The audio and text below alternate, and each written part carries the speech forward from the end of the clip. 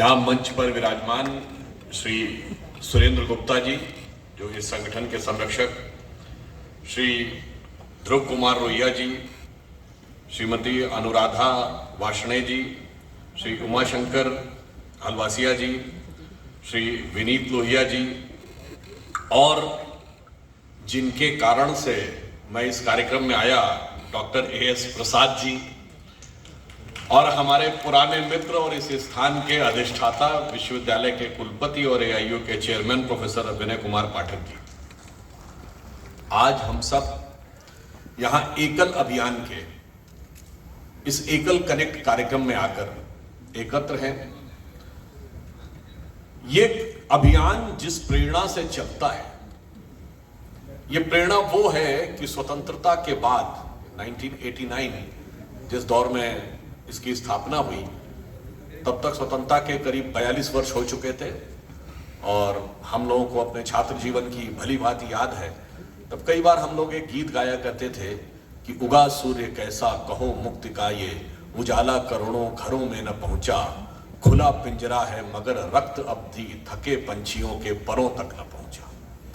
तो अब एक अभियान शुरू हुआ भारत के सुदूरवर्ती ग्रामीण क्षेत्रों में, सुदूरवर्ती वनवासी क्षेत्रों में, उन स्थानों और उन परिवारों में जहां के माता पिता, जहां की सामाजिक और आर्थिक स्थिति इस स्थिति की नहीं थी कि वो लोग विद्यालय भेजने की सामर्थ्य रख सके। तो एक अभियान प्रारंभ हुआ कि लोग, बच्चे स्कूल की तरफ जाते हैं, यहां स्कूल या विद्यालय बच्चों की तरफ गया और एकल विद्यालय अभियान के द्वारा उन सारे लोगों को जो समाज की अंतिम सीढ़ी पर खड़े हुए थे, जिनके लिए दीनदयाल जी ने अंत्योदय का शब्द कहा है, तो वहां पर जाकर उनको शिक्षित करके समाज और राष्ट्र की मुख्य धारा में लाने का यह प्रयास हुआ। और यह भी देखिए कितना सुंदर संयोग है कि हम समय कानपुर महानगर में हैं, जो गंगा के तट पर है, और अगर ईश्वर ने हमको कोई भी शक्ति दी है, समृद्धि दी है, तो उसके लिए आचार्य तुलसी लिख गए हैं कि वो कैसी होनी चाहिए। कीरति भनिति भूति भली सोई, सुर सरी सम कहा सब हित होई।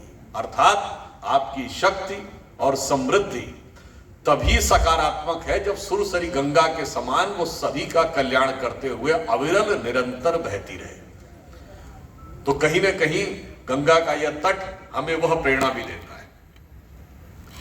एकल विद्यालय अभियान के संदर्भ में मैं कहना चाहूंगा कि बहुत से आपने देखा होगा इंटीरियर इलाकों में और भी कुछ इंस्टीट्यूशंस स्कूल चलाते हैं, मगर उनके कुछ दूसरे मोटिव्स होते हैं। एकल अभियान एक ऐसा अभियान है जो विशुद्ध निस्वार्थ भाव से, केवल सेवा के भाव से उन सुदूरवर्ती ग्रामीण और वनवासी आदिवासी क्षेत्रों में कार्य करता है। उनको न किसी का धर्म परिवर्तन कराना है, न किसी से कोई स्वार्थ सिद्ध करनी है। और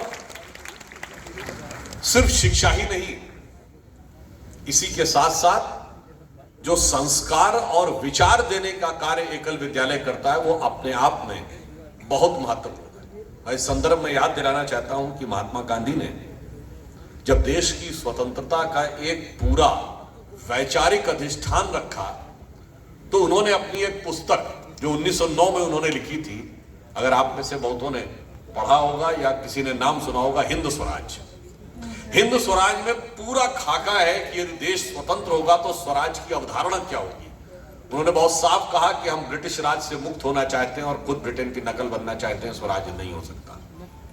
और वो प्रश्नोत्तर के माध्यम से, मतलब उसमें गांधी जी एक प्रश्नकर्ता के रूप में प्रश्न पूछ रहे हैं और फिर उत्तर दे रहे हैं। और उसमें उनसे एक प्रश्न पूछा जाता है कि बापू, भारत का एक गरीब किसान है जिसके पास 2 जून का ढंग से रोटी खाने का भी पैसा नहीं है, जिसका भविष्य आर्थिक अनिश्चितता में बहुत समस्याग्रस्त दिख रहा है, उसे देखकर आपको भारत के भविष्य के प्रति चिंता नहीं होती?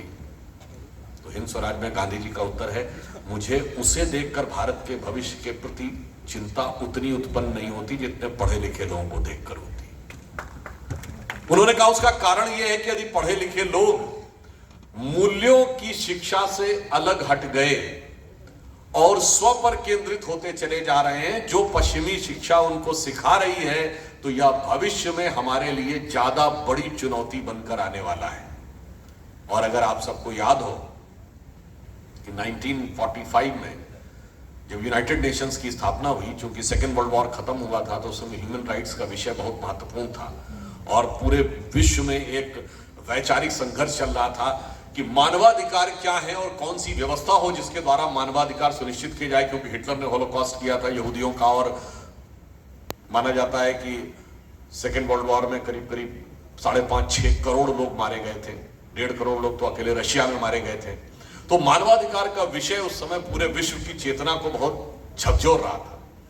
तो दुनिया के सब बड़े बड़े लोगों के पास लेटर लिखा गया यूनाइटेड नेशंस के द्वारा कि आपकी दृष्टि में जो भी 5, 7, 8 मूलभूत मानवाधिकार हो, पर शर्त यह है कि वो ऐसे मानवाधिकार होने चाहिए जिससे दूसरों के मानवाधिकार भी सुनिश्चित हो सके। मेरा मानवाधिकार दूसरे के कष्ट की कीमत पर या दूसरे के जीवन की कीमत पर नहीं हो सकता। तो पत्र गांधी जी के पास भी आया, तो गांधी जी का उत्तर पूरे दुनिया में सबसे निराला था। उन्होंने कहा, my illiterate but wise mother has told me. देखिए प्रश्न, इसमें वर्ड को गौर करिएगा। My illiterate but wise mother has told me that if you want to ensure everybody else's human right, then in my opinion there are no fundamental human rights, there can only be the fundamental duties. अब आप कहेंगे तो सिर्फ कही गई बात, ये कहीं दिखता है क्या? तो अब आप देखिए, अगर आप सब ने रामायण की कथा पढ़ी हो तो पूरी रामायण की कथा में सिर्फ कर्तव्य ही कर्तव्य है। पिता का पुत्र के प्रति कर्तव्य, राजा का प्रजा के प्रति कर्तव्य, भाई का भाई के प्रति कर्तव्य, पति पत्नी का एक दूसरे के प्रति कर्तव्य, गुरु के प्रति कर्तव्य, समाज के प्रति कर्तव्य। तो ये बात उनकी इलिटरेट बट वाइज मदर है। यानी जरूरी नहीं है, जो गांधी जी ने कहा था पढ़े लिखे लोगों को देखकर मन में संदेह उत्पन्न होता, तो कई बार पढ़ा लिखा व्यक्ति भी वाइज होगा इसकी गारंटी नहीं है, पर संस्कारित व्यक्ति जरूर वाइज होगा इसकी गारंटी है। और उनकी माताजी उससे प्रेरणा लेती हैं। और तब, और आप कहेंगे चलो भाई ये तो कहानी में लिख दिया गया, कहीं दिखता है क्या? आप भारतीय समाज में देखिए, अब धीरे धीरे वो व्यवस्था थोड़ी सी लुप्त हो रही है, मगर 1-2 पीढ़ी तक पहले क्या था, हमारी मूल इकाई व्यक्ति नहीं था, मूल इकाई परिवार था।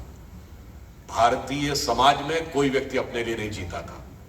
माता पिता बच्चों के लिए जीते थे, भाई बहन एक दूसरे के लिए जीते थे, बच्चे मां बाप की आकांक्षाओं को पूरी करने के लिए जीते थे। एक नहीं दर्जनों उदाहरण है पिछली पीढ़ियों में कि बड़े भाई या बड़े बहन ने शादी नहीं की जिंदगी भर, इसलिए कि हमारे छोटे भाई बहन अच्छे ढंग से पल जाए।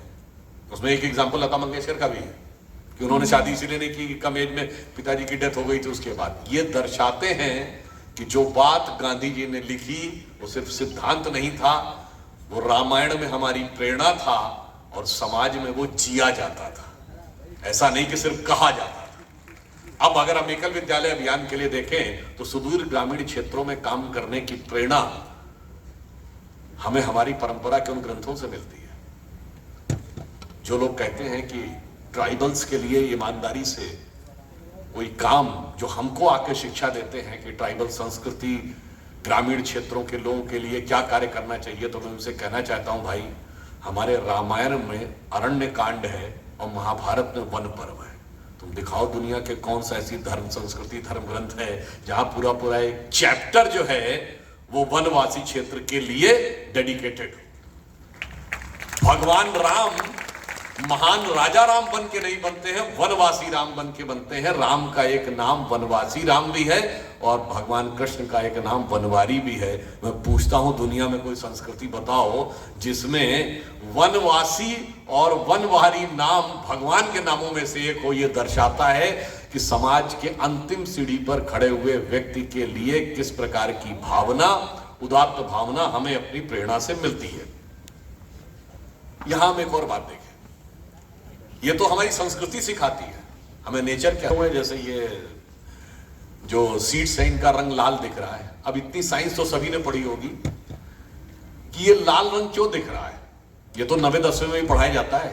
इसका अर्थ हो गया कि लाइट में जो 7 कलर्स की वेव्स होती हैं उनमें से सिर्फ रेड रिफ्लेक्ट होकर आ रही है, बाकी सब एब्जॉर्ब हो गई, तभी आपको रेड दिखाई पड़ रहा है ना।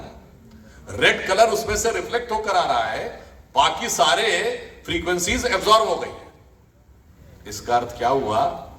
समाज में आपकी पहचान वो चीज बनती है जो आपने रिफ्लेक्ट करके दी है, जो एब्जॉर्ब कर लिया वो आपकी पहचान नहीं बनती।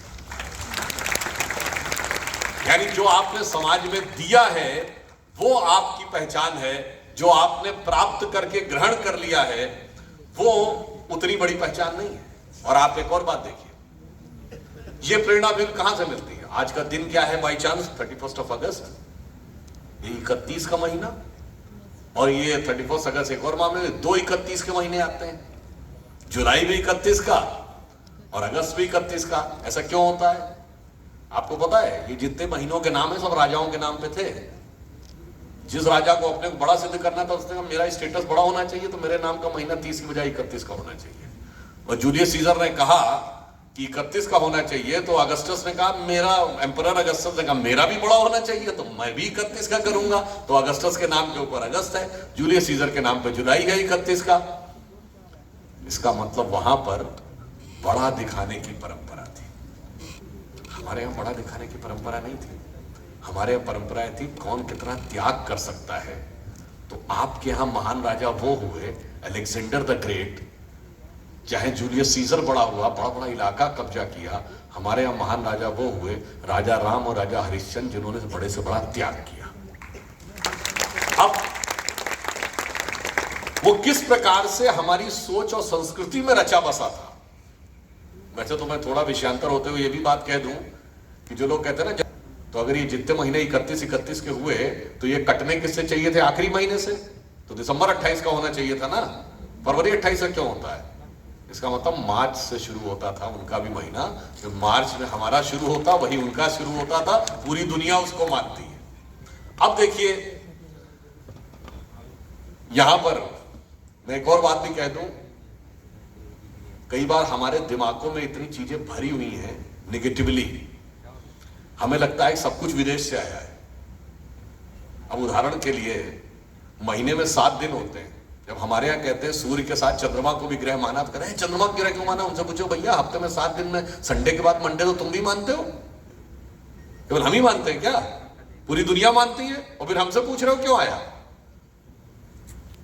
क्योंकि हमारे यहां चंद्रमा को भी ग्रह माना गया। सूर्य, हमारी ग्रह की डेफिनेशन अलग है, वो जो अर्थ के सन की तरफ के इलिप्टिकल पॉइंट को काटता है, क्योंकि 5 डिग्री का ऑफसेट है, इसलिए 180 डिग्री पे राहु और केतु भी आते हैं, वो एक अलग विषय है। मैंने सिर्फ आपको ये बताया पूरी दुनिया संडे मंडे मानती है, पर सवाल हमसे पूछा जाता है कि सोमवार को यानी चंद्रमा को ग्रह क्यों मानते हो? इसलिए ब्लॉकेट से बाहर आने की जरूरत है। अब मैं बताना चाहता हूं हमारे यहां किसी चीज को देने के प्रति कैसा भाव रहता था। एक बड़ी प्रसिद्ध कथा है, जैसा अभी प्रोफेसर विनय पाठक जी ने कथा सुनाई, तो मैं एक आपको छोटी कहानी बताता हूं। अब्दुल रहीम खान खाना बहुत बड़े हिंदी के कवि भी थे और अकबर के सेनापति भी थे। चूंकि वो बहुत धार्मिक प्रवृत्ति के थे, आध्यात्मिक प्रवृत्ति के थे, और शायद आप में से बहुतों को नहीं पता होगा, उन्होंने संस्कृत में भी एक किताब लिखी है और भारतीय ज्योतिष पर एक किताब लिखी है अब्दुल रहीम खान खाना ने, जिसका नाम है खेट कौतुकम। मगर आजकल ये सो कॉल्ड गंगा जमनी तहजीब वाले उसको नहीं याद करते हैं, वो औरंगजेब, तुगलक और बाबर को याद करते हैं। खैर, अब अब्दुल रहीम खान खाना दान भी बहुत करते थे गरीबों को।